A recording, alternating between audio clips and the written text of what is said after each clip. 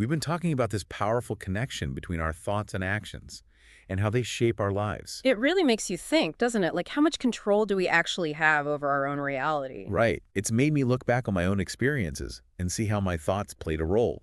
Sometimes good, sometimes not so good. Me too. It's almost like a self-fulfilling prophecy, isn't it? Totally. If you believe something strongly enough, you kind of make it happen. And the opposite is true too. When we doubt ourselves, hold ourselves back, well, we end up sabotaging ourselves. Yeah, like when I was trying to learn guitar, Oh, tell me about it. Learning an instrument is tough. I was convinced I had zero musical talent. Oh, no.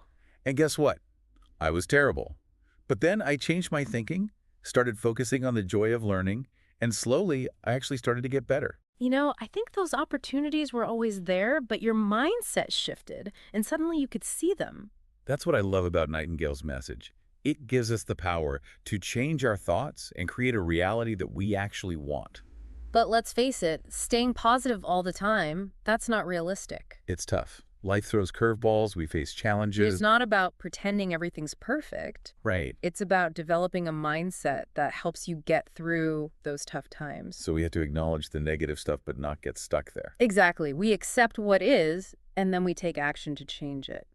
We become what we think about. It's a simple statement, but it has huge implications. All right, ready to dive in. Today we're tackling Earl Nightingale's The Strangest Secret. Ooh, a classic. It really is, and we're going to unpack this big idea, the one that's been around forever. Do we really become what we think about? It's deceptively simple, isn't it? But so profound. And Nightingale jumps right in, right from the start, with this quote from Dr. Albert Schweitzer, a Nobel Prize winner, by the way. He says, "Men simply don't think." Whoa, okay, strong start. Kind of makes you sit up straight, doesn't it? It's almost like he's saying, hey, are you even using your brain right? Right. And he hits us with this statistic: 1 out of 100 men, starting at 25, are wealthy by 65. 1 out of 100. It really makes you stop and think, what are those other 99 doing? Yeah, if success is what everyone wants, why do so few actually reach it? And I think this is where Nightingale's definition of success is so important. He says it's the progressive realization of a worthy ideal. So it's not just about money in the bank. It's about moving forward towards something that matters to you. Yeah, exactly, a purpose, something you're driven towards. But then he talks about this idea of conformity, how it's the opposite of courage. Yeah, that part really stuck with me. He says, it's not cowardice, it's conformity. That really got me thinking.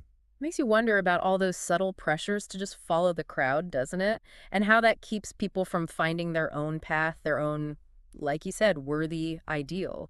And when you think about that statistic again, that 95% who don't achieve financial success, it makes you wonder how many just got stuck going with the flow. Right. It's like they're a ship with no destination, just drifting wherever the current takes them. I love that analogy he uses. He compares people who have goals to a ship on a planned voyage. They know where they're going, they have their maps, their compass. They'll reach their destination, even if they hit some rough seas along the way. Absolutely. But it's not just about having that goal, it's about having the skills to get there. And this is where he brings in that example of the salesman. He says there's so much potential for success in sales. But you need a clear vision, A&D, the expertise to make it happen. It makes you realize how much of life really is about selling, isn't it? In a way, yeah. Whether you're pitching an idea at work or even just trying to get your kids to eat their vegetables, Yeah. it all comes down to communicating effectively, persuading others, and getting your point across. Absolutely. Yeah. Mastering those skills can open so many doors no matter what you do.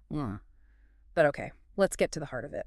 Nightingale's big message: we become what we think about. Powerful stuff. It really is. And this idea, you see it popping up everywhere throughout history.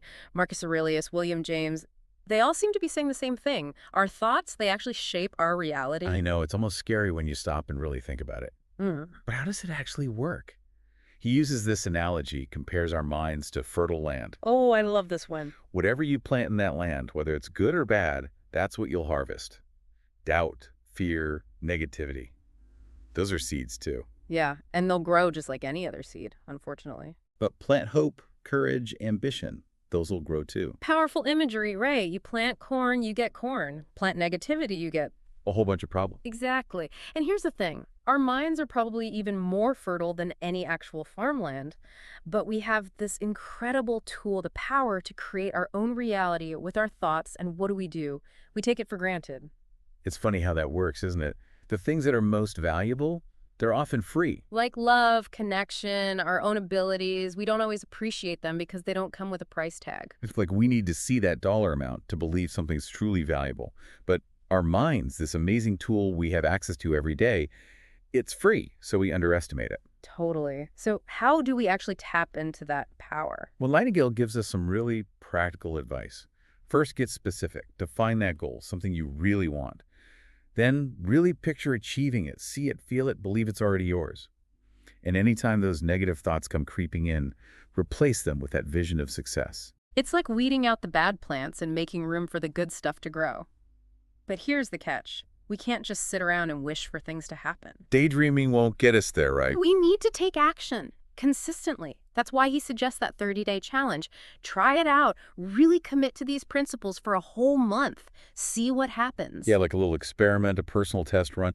But even with that, I mean, there are going to be times when we stumble, right? Absolutely. And he talks about that. Remember the card technique. Write your goal on one side of the card. And on the other side, those words from the Sermon on the Mount. Ask, and it shall be given you. Keep it with you. Look at it often. Let those words sink in. Love that. A little reminder throughout the day. But there's another piece here that I think is really important. It's not just about personal gain. It's about service. Oh, absolutely. Success shouldn't be selfish. It should come from giving back, contributing something valuable to the world. It's about understanding that abundance works on a law of exchange. You give and you receive.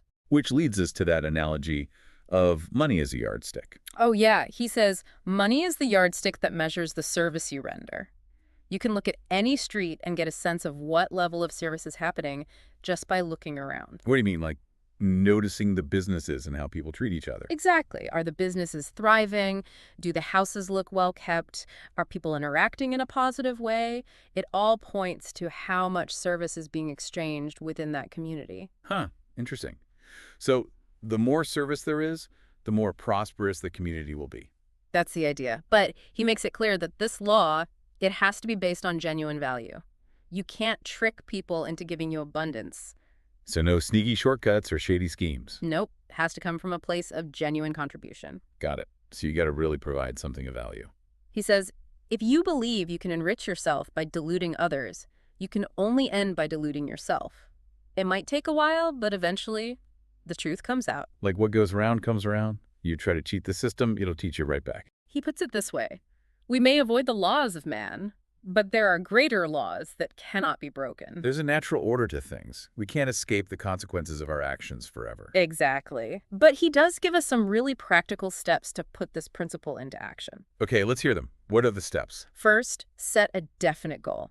This is going back to what we talked about before, having that clear target, that worthy ideal. So no more drifting through life. Right. Define what you want and go after it. Second, stop putting yourself down.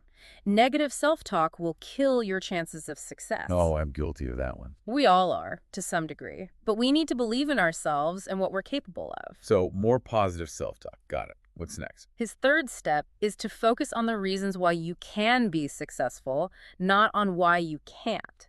It's all about shifting your perspective from limitations to possibilities. It reminds me of that Henry Ford quote, whether you think you can or you think you can't, you're right. Exactly. Our beliefs really do shape our reality.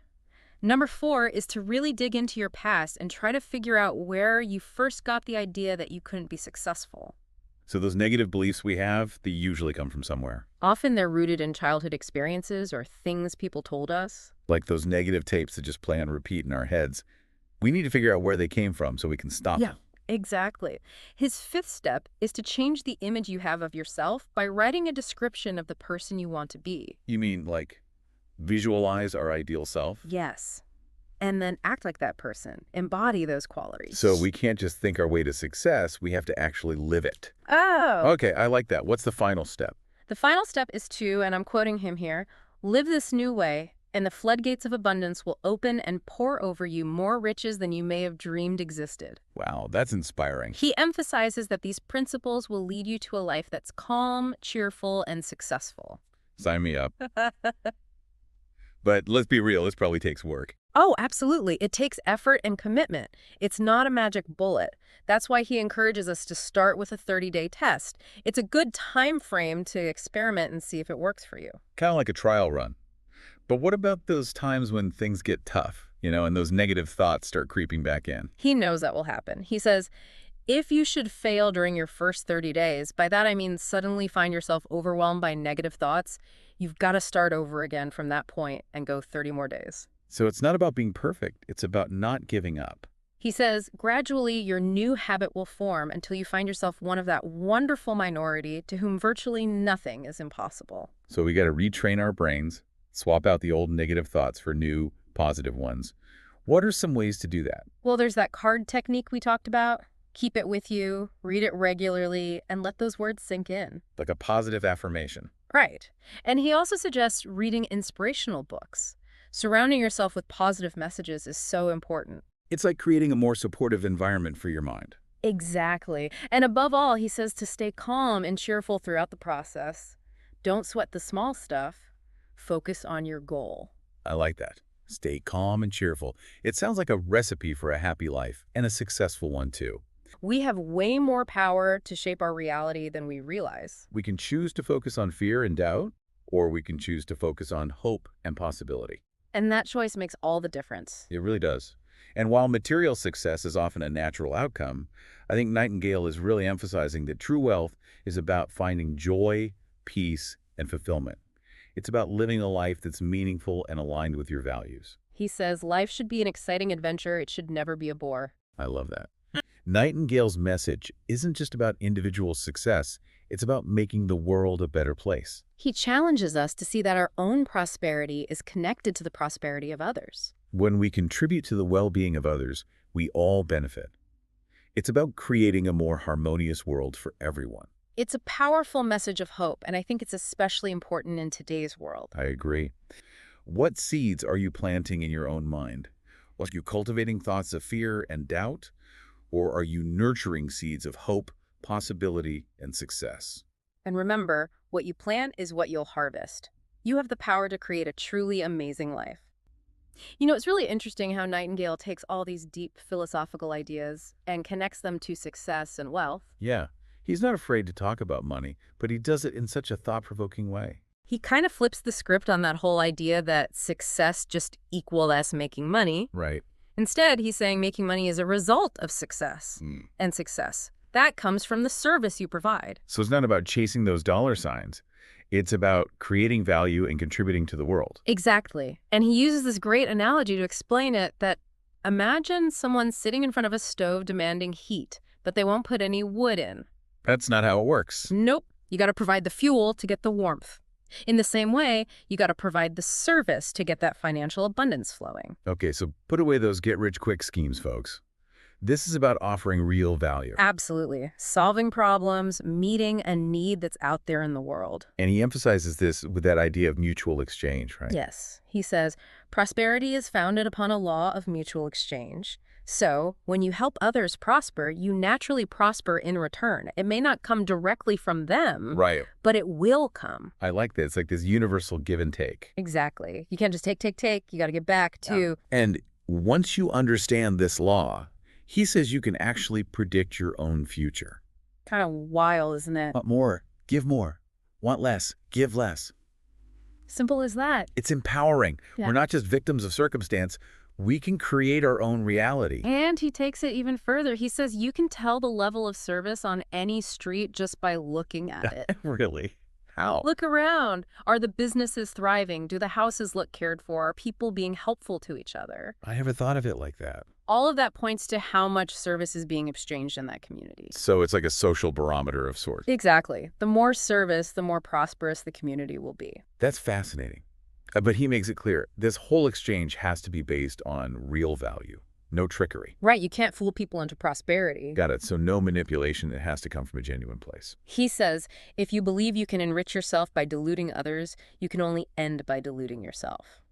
It might work for a little while, Right. but in the end, the truth always comes out. So, like karma. He says, we may avoid the laws of man, but there are greater laws that cannot be broken. There's a natural order to What things. goes around comes around. And he gives us steps to actually put this all into practice. All right, lay them on me. What are they? First, set a definite goal. Remember we talked about that worthy ideal? Yeah, that clear target. Right. Right. Second, stop the negative self-talk. Oh, man, I'm so bad at that. We all are, sometimes. But it's a success killer. We have to believe in ourselves. I know. It's just hard sometimes. It is, but it's crucial. His third step is to focus on why you can be successful. Not why you can't. Exactly. Shift your focus from limitations to possibilities. It's like that saying, whether you think you can or you think you can't, you're right. Exactly. Our beliefs are powerful. His fourth step is to examine your past. Figure out where you got that idea that you couldn't succeed. Interesting. So we need to dig deep and find the root of those negative beliefs, Often it comes from childhood or messages we've internalized. with those negative tapes playing on repeat in our minds. We need to identify them to break free. Now, his fifth step is to change the image you have of yourself. Like, literally picture the person you want to be. Write a description of them. It's a powerful visualization exercise. I like that. And finally, act the part. Embody those qualities. Fake it till you make it. Kind of. He says, live this new way, and the floodgates of abundance will open and pour over you more riches than you may have dreamed existed. That's a powerful image. And he emphasizes that this will lead to a life that's calm, cheerful, and successful. We wouldn't want that. But it's not going to be easy, is it? It takes work, but it's worth it. He suggests starting with a 30-day test, a manageable time frame to experiment with these ideas. A test run to see how it feels. Exactly. But there will be times when those negative thoughts creep back in. What do we do then? He's got us covered. He says, if you should fail during your first 30 days, by that I mean suddenly find yourself overwhelmed by negative thoughts, you've got to start over again from that point and go 30 more days. So it's about persistence. We fall down, we get back up and try again. He emphasizes repetition. Gradually, your new habit will form until you find yourself one of that wonderful minority to whom virtually nothing is impossible, he says. Wow, nothing is impossible. That's a great goal to strive for. And remember the card technique. Keep it handy, read it often. Like a daily affirmation. Exactly. He also recommends reading inspirational books. Surround yourself with positive messages. I love that. It's like creating a positive echo chamber for your mind. Exactly. And most importantly, stay calm and cheerful through it all. Focus on your goal. Don't get bogged down by the little things. Calm, cheerful, and successful. Sounds like a winning combination. It really does. But we've covered a lot. Any key takeaways we should leave our listeners with? I think the biggest one is we become what we think about. It's so simple, but it really changes how you see the world. It's a reminder that we have the power to shape our own reality. We can choose to focus on fear and doubt, or we can choose to focus on hope and possibility. And that choice will determine the course of our lives. And while achieving material success is great, I think Nightingale is saying that true wealth comes from finding joy and fulfillment. It's about living a life of purpose and meaning. He says, life should be an exciting adventure. It should never be a bore. What a great quote. I think we need to keep that in mind. We do. But there's one more thing. Nightingale isn't just talking about individual success. He's challenging us to think bigger, to see how our prosperity is connected to the prosperity of others. Yeah, that's important. He wants us to create a better world for everyone, not just ourselves. That's a message we can all get behind. Absolutely. It's about recognizing that we're all in this together. So as we wrap up this part of our deep dive, I want to ask our listeners, what seeds are you planting in your own mind? Are you nurturing those seeds of fear and doubt? Or are you cultivating hope, possibility, and success? Remember, what you plant is what you'll harvest. You have the power to create an extraordinary life. That brings us back to that core idea. We become what we think about. So simple, but so powerful. Right. Our thoughts aren't just random things floating around in our heads. They actually have a real impact. Nightingale's work has been so influential in the whole personal development field, He really changed the game. and his message is more relevant than ever, I think. Absolutely. So to wrap up our deep dive into Earl Nightingale's The Strangest Secret, I want to leave you with this. What are you planting in your mind? Thoughts of fear and doubt, or thoughts of hope, possibility, and success? It's your choice. It is. And the results you see in your life will depend on the seeds you choose to plant. You have the power to create an incredible life. Thanks for joining us on this journey, and remember, keep those mental gardens growing.